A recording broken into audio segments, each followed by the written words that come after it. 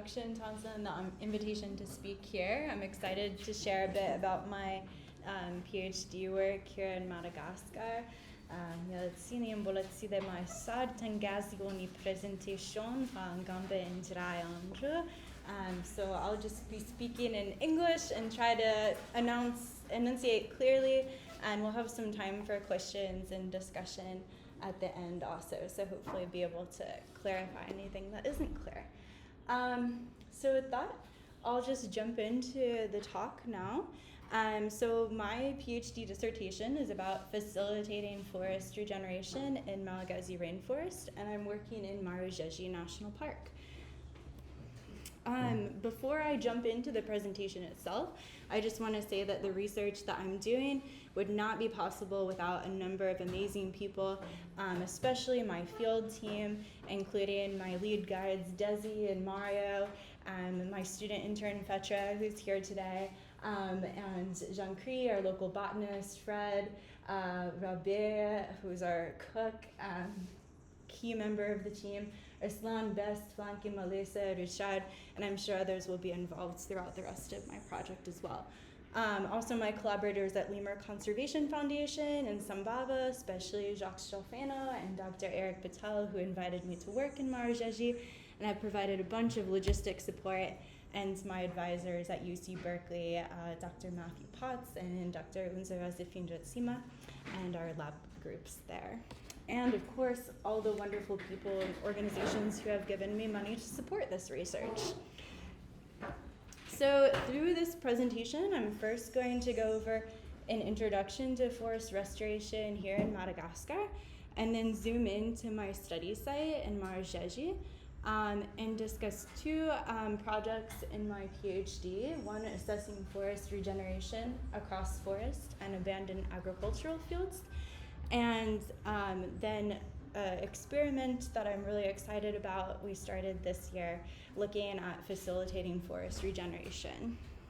And then we'll have time for questions and discussion, of course. So first off, an introduction to forest restoration, which is a challenging subject, especially in Madagascar's unique ecosystems. My research really centers around this question, right, of how do we regrow a forest, which is a question many people are asking right now, and we don't have a lot of great answers to. We have a lot of degraded landscapes that we want to return to something akin to a primary forest that will produce benefits for people and for biodiversity, but how do we do this? This landscape in the bottom left here is actually from close to my site in Pisco, and I'm passing there in between Moramanga and Berkeville. And the photo on the top right is from Andasi Bay National Park. So that's what this land would have looked like 100 years ago. Of course, though, many of you may know that planting trees does not equal forest restoration. And while tree planting programs are incredibly popular, restoring forests in some cases may not even involve tree planting at all. We'll talk about that more a little bit later. But currently, despite interest and support for restoration on many levels, there's a lot we still don't know about how to restore forests successfully to provide for biodiversity and for people. Of course, all of us in this room are familiar with Madagascar's status as a biodiversity hotspot, I assume, with crazy high levels of endemism. And being isolated from other land masses for 80 million years has generated this unique eco-evolutionary trajectory here in Madagascar that's also resulted in unique, complex ecological interactions, including plant-animal interactions that might shape forest regeneration. And we also know that the geography of Madagascar has generated a high level of microendemism, which both increases vulnerability to habitat destruction, maybe vulnerability to invasive species, and may imply more site-specific challenges for restoration as well. So, in addition to being a biodiversity hotspot, Madagascar has more recently been named a restoration hotspot. Well, the exact historical extent of forest in Madagascar is still debated. We know that Madagascar has suffered high levels of deforestation over the past 70 years, with nearly 50% of forest cover in 1953 since having been lost, mostly driven by increasing need for fuel wood and land for cultivation. So this figure shows extensive forest loss and fragmentation throughout a lot of Madagascar's forests, and models predict that with continued deforestation and with climate change, we could lose 93% more of Madagascar's forest by 2070 if we don't do something about it, right? So this really points to the role of conservation and the need for restoration of forest. But many researchers and practitioners working in Madagascar have noted that restoration might be especially challenging in Madagascar. We might have some evidence for this from an ecological perspective, considering Madagascar's unique history. But before I dive deeper into the ecology, I just want to note that restoration challenges are inherently both ecological and sociocultural. So challenges to regeneration and restoration in Madagascar include, but are not limited to, things like soil degradation, agricultural practices, interactions between fire ecology and invasive exotic species, defaunation, the loss of those animal dispersers who are helping spread tree seeds into deforested areas potentially, and the lack of or loss of knowledge about forest and tree species over time, as well as low access to resources, things like seed sources, information in general, capital, funding, infrastructure, and then of course issues like disputed land tenure and whatnot complicate the process as well. But now let's shift, we can talk more about that in this discussion too, but we'll shift more to the ecology now. So there isn't a lot of information on rainforest regeneration in Madagascar yet, but the few studies that do exist suggest that the regeneration capacity in Madagascar, I can use my pointer here, sorry, I'm not used to this, is much lower than it is in other regions of the world. You have like most data on the neotropics, the Americas, and then some from mainland Africa and some from Asia, but that's really showing a rapid increase in biomass in these other rainforests that we're not seeing in the data that exists so far in Madagascar.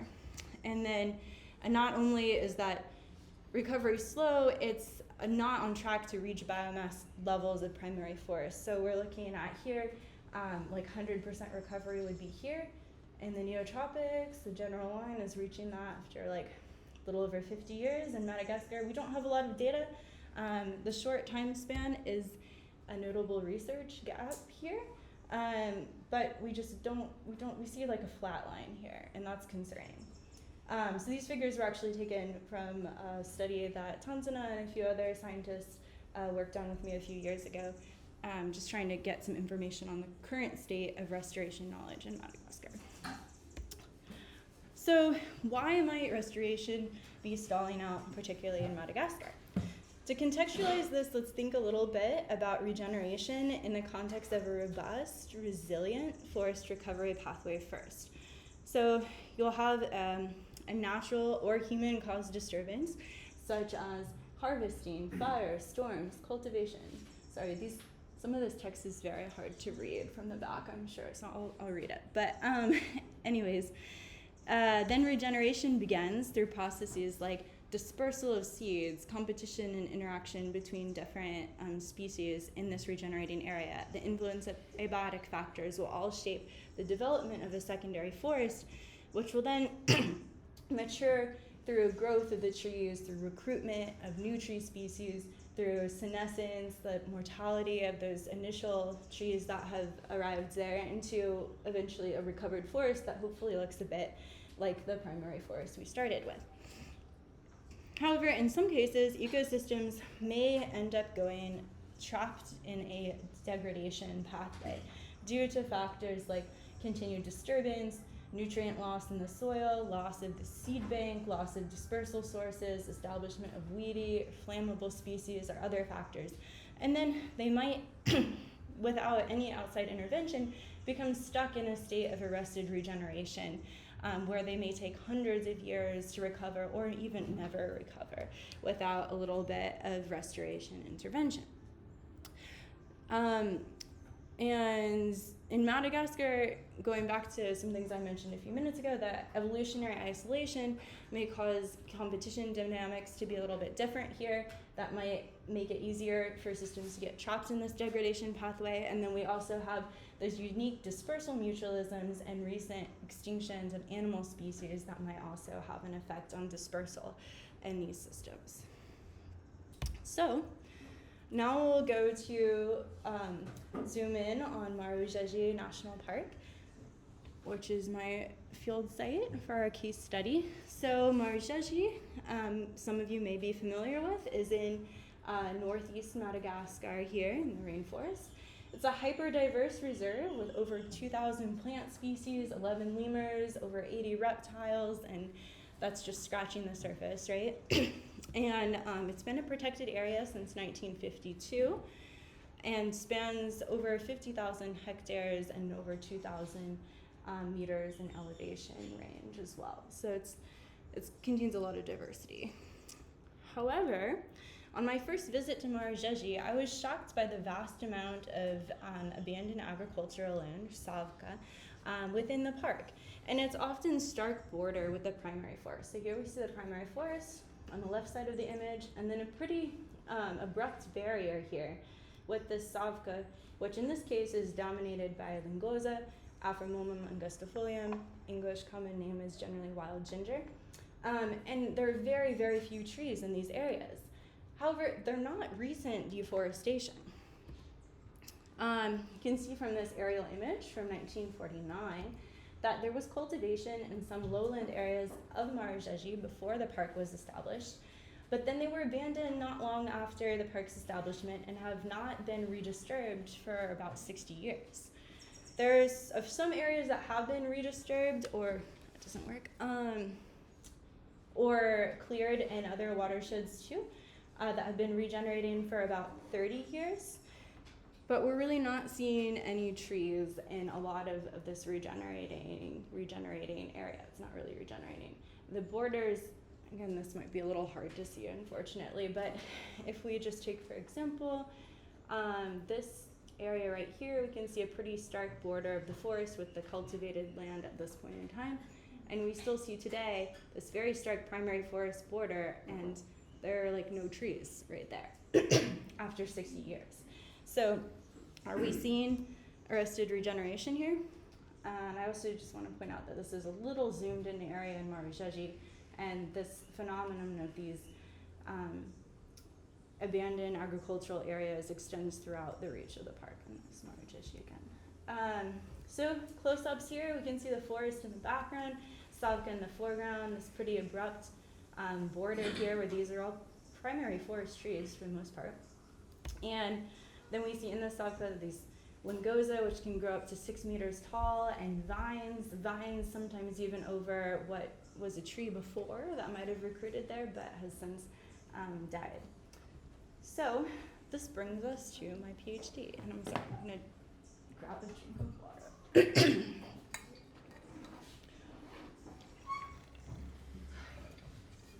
Talking too much at once. All right, so the first part is an observational study of vegetation both in savka and in forest in Marojejy across 3 different watersheds across the southeast part of the park. So we're looking at the Mantinina watershed, the Datsakala watershed, and the Marojejy watershed. This figure was created by Fecha, my student intern. And in these areas, we ran transects that were 50 meters long with a nested design in both savka and degraded forest and primary forest. We surveyed large trees over 10 centimeters in diameter at breast height throughout a 10 meter by 50 meter transect, and then a subset of that we surveyed small trees as well, and then we looked at seedlings and ground cover herbaceous vegetation within meter square plots along the transects. And then that was in 2023. This year we did some more transect work across that savka forest border to try and more directly understand how recruitment might be happening from the forest into the savka. So here's some photos of transect surveys. Here's a transect line we're running through. This is 40 meters outside the forest edge with no trees. This is right at the forest edge at one site. here's us processing some samples. And we have some preliminary data from 2023 to share. The data from this year are not entered yet. I just got back from Marojejy on Sunday. And so we can see here, just roughly to start with, biomass in old fields much lower than primary integrated forests. This is 10 centimeters DBH. There's large trees, and we would expect that, right? But we also see that the small trees have much lower biomass in these old fields as well. And we might expect, if a forest is starting to regenerate, that we'd see a number of small trees, maybe even more small trees than we see in a primary forest here. Looking at the abundance of trees across forest and old field, we see far fewer seedlings and trees in these old fields in these savka than the forest. And we would think that robust secondary forests would demonstrate some more small stemmed trees and/or seedlings as that recruitment might be progressing. This range in the density of large trees in the old fields is due in part to some remnant trees that were never cut, and then there's some early pioneers that seem to have recruited there maybe right after it was abandoned, but then we don't see a lot of small trees recruiting under them. This is also by species, lower species counts in old fields. We would expect that, especially constrained for seedlings though. And then if we look here at the relationship between the tree density and the seedling density in these old agricultural fields, we don't really see a significant result here. And so that's interesting, because we would think if we see more trees in an abandoned field, that might provide a dispersal nucleus, so those trees might be dropping fruit, and seedlings might be sprouting, or birds might come and sit in that tree and bring seeds into that area, but we're really not seeing that here. So then this brings up more of the question of could herbaceous species really be inhibiting regeneration in these areas? And this is seedling counts with the dominant ground cover that we saw across our transects. And we note that there's very low seedling counts with the wild ginger, Lingosa, Aframomum angustifolium, and also with Clidemia hirta, which were really found mostly in those old field areas. And then also often low counts when vines were dominant, though these dynamics are a little bit more complex. From this year, again, don't have any data entered yet, but anecdotally I can say that there's a pretty sharp contrast between the primary forest and the savka in most sites. Recruitment at 20 meters and 40 meters outside the forest was variable, but often quite limited. And this is actually a transect 40 meters outside the forest again. You can see a couple of my field techs, Desi and Arslan, are just completely hiding under this dense mat of Lingosa here. You can imagine it would be hard for a tree seedling to grow there. Let's see here. Oh, and these are also forest edge. This has a lot more vines in it. This is a little bit more open. This might play a role in how many seedlings we see outside the forest. Some transects, 40 meters outside the forest, had pretty much no seedlings in them. You might guess why. And diversity and composition were highly variable between sites. There's some link between the trees in the savka to the nearby forest edge, but also more generalist pioneer tree species, which probably indicates the role of dispersal traits, where there's some species that could disperse from further out. We see those in all the savka. And then there's some species at the forest edge that might be able to grow outside the forest, but they have a lower dispersal range potentially. But stay tuned for more results. And then now we get into what I think is the most exciting part of this research, which is an experimental approach to investigating barriers to rainforest regeneration and how to facilitate rainforest regeneration. So for this project, we selected 4 different sites across the lowland forest in Marojejy and Montana watershed.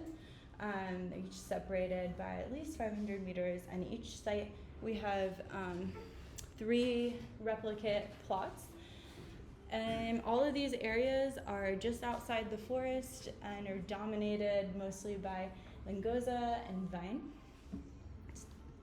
And they have all been abandoned for at least 30 years, and yes, 3 replicate blocks at each site.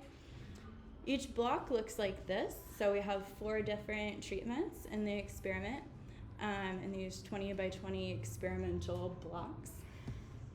And 2 of these treatments involve cutting vegetation, so to eliminate that competition barrier and help us understand whether competition is playing a large role in arresting forest regeneration here. So you can see here we have a treatment where it's cut and also planted, and treatment where it's cut. And then we also have planting treatment where we plant seeds of 7 different native Malagasy rainforest species. You can see here we have a planting only treatment where the herbaceous vegetation, the non-forest vegetation is not removed, and then one where that vegetation is removed and then it's also planted. And of course, we have a control plot that we don't plant or clear. So, yeah, species selection. As I mentioned, we picked 7 different native rainforest species. So their scientific names here, common names here. We split this between what we believe to be fast-growing pioneer species and those that might be later successional species, but we're still fairly confident that they would survive outside the forest. You can see a range of seed size throughout these species that we included, and a range in successional status and dispersal syndrome between birds and lemur dispersal. And then, yeah, all species that we selected were common in the area, fruiting in February when we needed to collect seeds, and have been found in Savka outside the forest before. So we had 25 seeds per treatment per plot, planted 50 centimeters apart in 2-meter blocks in the planting treatment without clearing and the planting and clearing treatment. And we also did some replanting after 6 weeks due to some seed predation and lower germination than expected. So here's some photos, illustrated vegetation removal.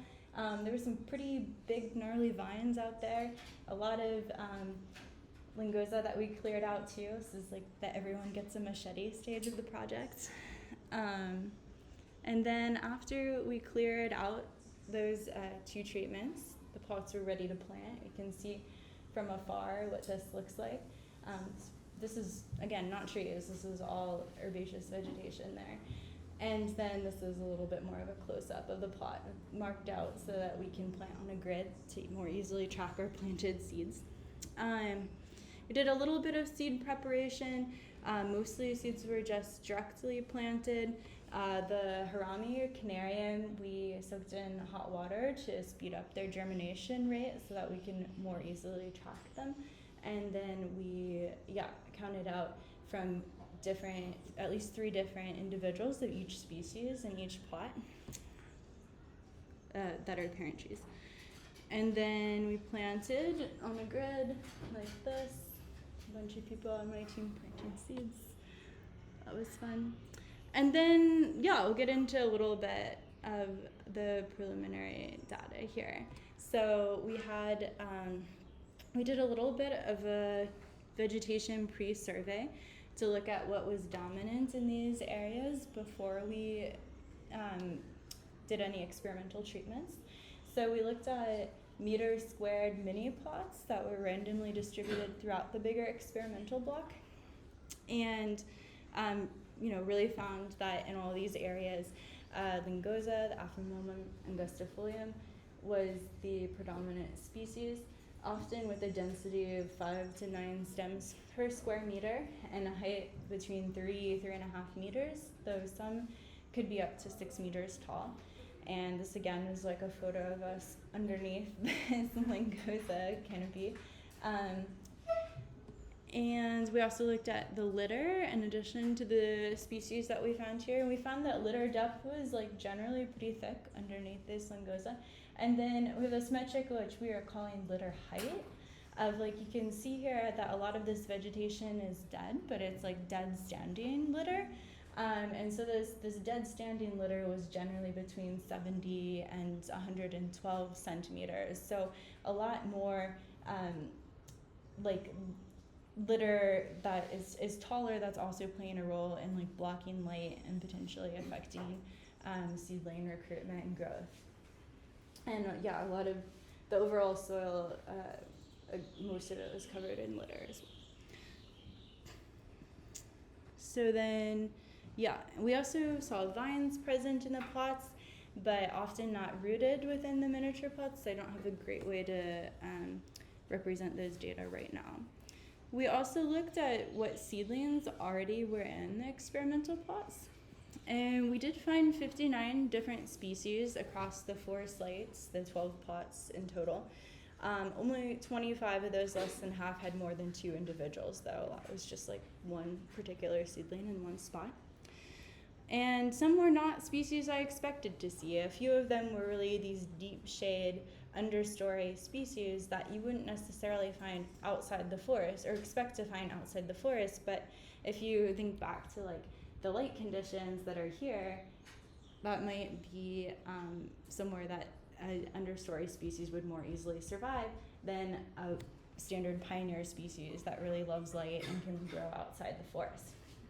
You can see here that the seedlings per plot varied a bit between sites, as well as the seedling height and the number of species. It's just natural variation in the landscape. And then we didn't really see a strong relationship in the scale of our plots with the distance to the forest, which I thought was interesting. I thought we would see a bit more of a steep gradient, but we really see a linear trend here with like starting at the forest border. Like maybe there are a few more really close to the forest border, but then a pretty consistent number as we go out towards the 20 meters, which, well, the end of the plot, which is really 30 meters from the forest border there. We also did some germination trials, of course, to check that, you know, if we didn't see anything that we planted in the plots, was it due to the seeds just not being good or something? So we looked at 20 seeds from each parent tree. It took a week to 7 weeks for the first sprout, depending on the species. And then some all sprouted in 20 days, some took months for all to sprout, and we actually started an extended germination survey too, with the Canarium and Cryptocarya, which are those 2 like largest seeded species that have longer seed dormancy. So we're looking there at like methods to breaking seed dormancy that might relate back to if they were eaten by an animal and that process were to break the seed dormancy. So thinking about adding heat, adding acid scarification, or adding scarification through like manual breaking of the seeds. And I don't have full results for that yet, but for the Canarium, for the Harami, so far, you know, they're germinating better with the heat treatment, and we're not really seeing much difference with the Tavula so far. So stay tuned for more results. And then we have some field germination controls, which is also really looking at whether we're seeing seed predation in a more constrained area than like the large plots that we're planting in. So we just filled up some jerry cans that were cut in half and have holes in them for drainage, and then cover half of it with wires and grillage, and then half of it left open. And we actually saw in so it's easier to track the seeds here, see if animals are taking them or not. And we did see pretty high rates of seed predation for the larger seeds, as Canarium and Cryptocarya, that are also taking longer to germinate as well. With 2 of the sites, we had no seeds left here after like 3 months. The animals had taken them all. And these are a few Tavulu Cryptocarya that have sprouted here on this side where there still are, and there's none left on this side. And then we have the monitoring of the planted seedlings. So we both monitored the seeds that we planted, and also looked at natural recruitment across the plots over time. And the plan is to monitor these every 3 months for 2 years, and then we'll see after that. Hopefully we can turn it into a longer term experiment as well. So here's Mario and Jean-Pierre, a couple of my field techs who are monitoring some of the planted seedlings here. Each of the seedlings, once it's 10 centimeters tall, gets its own tag with its unique ID number. And yeah, if before they're 10 centimeters tall, we marked everything that we saw that was sprouting. Let's see here. After 3 months, I have data after 3 months. We just did a 6-month monitoring at the beginning of this month as well, but I don't have anything entered for that. Again, that was like a week ago. And we saw relatively low germination at that 3-month period. There's a few species like Tavulu for sure, whereas Cryptocarya. Not high germination rates here. Those have at least doubled in the next 3 months. And there's still some that are there that seem totally healthy and may still sprout. So it'll be interesting to see how much longer things keep sprouting for. There's also definitely some seed predation in some plots as well, though, as I noted from the germination controls. And yeah, for some species, there may be unfavorable conditions that are contributing to lower germination rates as well. We can see with the harami, canarium, a huge difference between that clearing and planting plot and the planting only plot in terms of the germination. And again, a harami is continuing to germinate as well, so this number is much higher now. This number is not much higher now. It doesn't do well if it doesn't have light. And some of them might just be waiting for the beginning of the new rainy season. Yeah, germination is still ongoing. In terms of survival rates, very few of the seedlings that we've recorded have sprouted have died so far. We've just made it through the dry season, so I'm hopeful that our survival rates will stay pretty high. And yeah, as I started to note, there's some difference in the planting only versus planting plus clearing treatments that's variable based on the species. So species like Canarium or Canephora might really germinate better when there's more light availability, so competition could play a larger role in limiting their recruitment, whereas species like Trilipsium or Cryptocarya might not matter as much for them. So they may be more dispersal limited in this system. However, we'll also see Cryptocarya has big seed, so a pretty big reserve there. So we may see lower survival over time in the planting only plot, but TBD, we shall see. And then in terms of natural recruitment, after 3 months, I was actually surprised by the number of naturally recruiting seedlings we found. So this is a lot of Angiosco, Trimo orientalis, in one of the cleared plots. And then this is after 6 months. My dad came to visit a month ago, and he's pretty tall, and these Angiosco here are much taller. So there's some that are almost 3 meters tall after less than 6 months. Which I did not expect to see that kind of growth rate in any species out there. Here again, a couple of my texts looking at the recruitment there. Here's a few other species that we saw that were pretty common. So this is Mungi, Macaranga cuspidata, and this is Macluri, which is a Dombea species. There's at least 3 Dombea species that we saw pretty commonly. Here's the table of all that. So in total, we saw 45 species across the 12 plots at 4 sites, and we counted a total of nearly 7,000 seedlings that we did not plant. So you can see from these top 10 most numerous species that a lot of them are early successional, fast-growing, light-loving pioneer species, including these Trima, Albizia, Dombea, Macaranga species. We also saw a decent number of Tofunina, Ocuteo, which is not necessarily something I would consider a pioneer species. It's bigger seeded, probably lemur or gravity dispersed, so maybe dispersed from close to the forest edge, and yeah, we saw a number of these sprouted in the uncleared plots also. And then some just all species and understory tree as well. But something particularly notable here, so you see the 4 different sites. Seedlings per plot varied a little bit based on the site.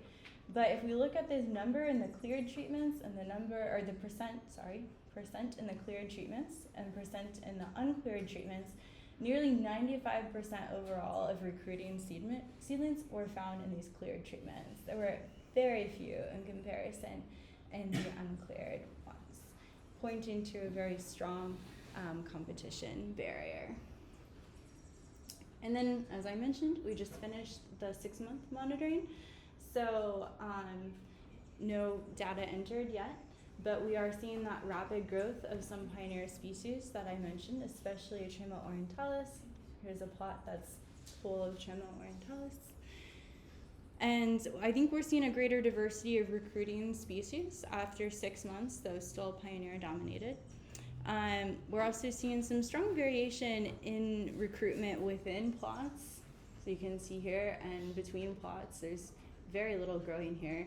And I should have included a photo before we re-cleared the vegetation here. So there were a lot of like herbaceous things and vines also, but this was after we re-cleared, and these are just the trees left. So why is this variation occurring? It might have something to do with the seed bank or the soil depth, the litter depth, maybe the tree composition at the forest edge, those dispersal sources. So stay tuned for more results. If you have other ideas or suggestions, I'm also happy to hear them. And then we're just about to wrap up. Maybe I did talk a little bit too fast. My apologies. Almost at 40 minutes. But a few key takeaways I'd just like to really emphasize is that natural regeneration seems to be extremely slow in most of Madagascar's rainforests following large-scale disturbances. And that continuous restoration management, rather than one-time planting interventions, is often going to be needed to reestablish forest ecosystems. As we are seeing through this experiment so far, managing that other vegetation is allowing for recruitment of way more trees than we're seeing like sprouting from planting seeds. Of course, if you're doing a real big-scale forest restoration project, it's more effective to plant seedlings than to plant seeds, but because we were really getting at the ecological barriers in this system, we started with seeds. But of course, it takes a lot of effort to grow seedlings and then plant them, right? And even if you do plant them, they might not survive. And then lastly, of course, information on forest succession and community assembly is necessary to develop effective forest restoration, yet we don't really know a lot about this, especially in Madagascar yet. And then I just wanted to quickly pull up a few future directions, things that I'm thinking about, and if you have any ideas about these are also things I'd love to discuss. Specifically, the effect of vine and lianas on tree regeneration. As you saw in a few of the photos before, we see that there were trees in some of these Savka before, but they've been covered by vines and since died. So how does that fit into the overall system? And then, thinking about merging traditional, local, and scientific knowledge to better enable tree identification for conservation, management, and restoration purposes. Also thinking about evaluation and incentives for tree planting programs, thinking about dispersal capacity across larger cleared areas or further distances from the forest in these systems, and thinking about things like fine-tuning management for regeneration, like how often or how many times does clearing herbaceous vegetation maybe need to occur to restore a forest. And then also incentivizing cultivation of native forest trees across agricultural landscapes, in addition to really restoring protected areas. So I have, my acknowledgement slide here again, and also if you don't have a chance to ask a question and want to reach out, my email is here too. So that's all, and then we can open to questions.